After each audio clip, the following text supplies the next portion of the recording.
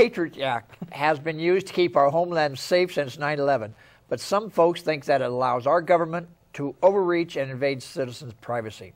Do you like to be spied on? How much privacy do you have or need? Chuck?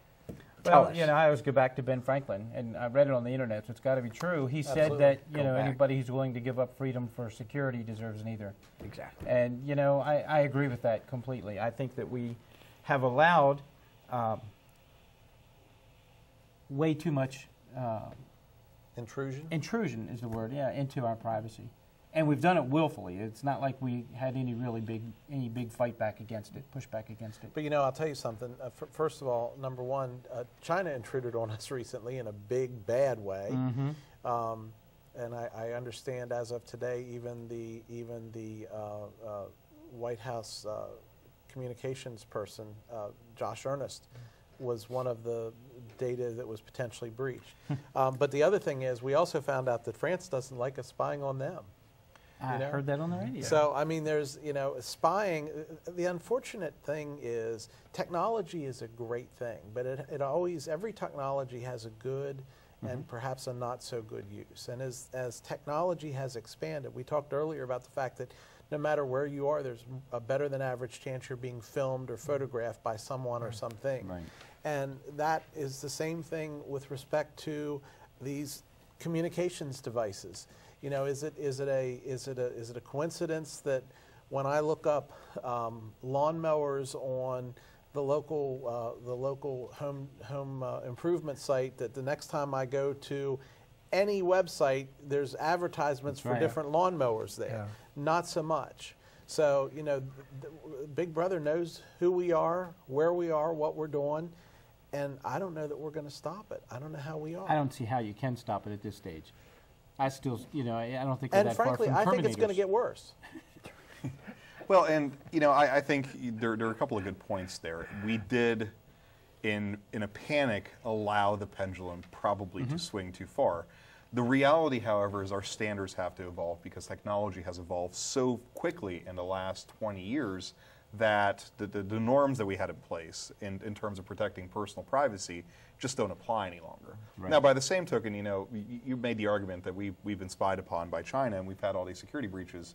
I'm not entirely sure that spying on local or individual citizens inside the country would have prevented that, right? So I think that when it comes to terrorism, it's a fine line to thread. And we are kidding ourselves if we think that there is a perfect security solution that will stop every single bad apple. And what we're seeing now is we're no longer really dealing with these organized Al-Qaeda type operations. We're dealing with lone wolves that are not even communicating with anybody. I mean, some of them are, and we're catching them, but others are not.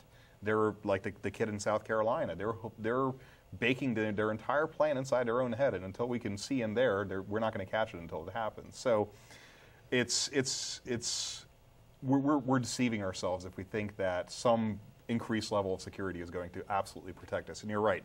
There is, you know, we're giving up what we are as a society in a panic to try to protect ourselves from something that we can't protect ourselves from. But let's go back a second. I mean, the NSA is theoretically capturing metadata. They're not capturing our phone conversations, or at least they're telling us they're not. Now, whether they are or not is a different story. But, you know, metadata. Okay, Jim Miller called Colin Ploskaroo at 5:17 p.m. on Wednesday evening. Do we care? Do I care? No, I don't care. But the one thing that we've learned, so think what you may of the leaks, the NSA leaks, right, and their perpetrator, there is a lot more that they're looking at on a regular basis than just plain metadata, which is why we've had such a scandal revolving around that. And I think you're dealing, again, I understand the basis for it, and I understand where it came from, but there is always an opportunity when you give that type of power to any group of people that there are abuses. And I think what it really comes down to is we have had to evolve our security apparatus to deal with threats, but we haven't evolved the protections that should be in place to ensure that that security apparatus does not overstep its bounds. And I think that's what we're seeing.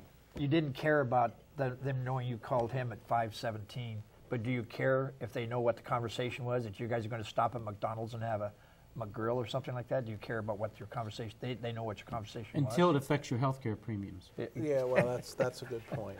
You know, and, You know, and I so- always, well, searching the internet, you'll search for things, and sometimes you'll get just completely out of whack results. And I often think about if I were to text or email someone and say, "Did you watch the president's speech last night? He really bombed."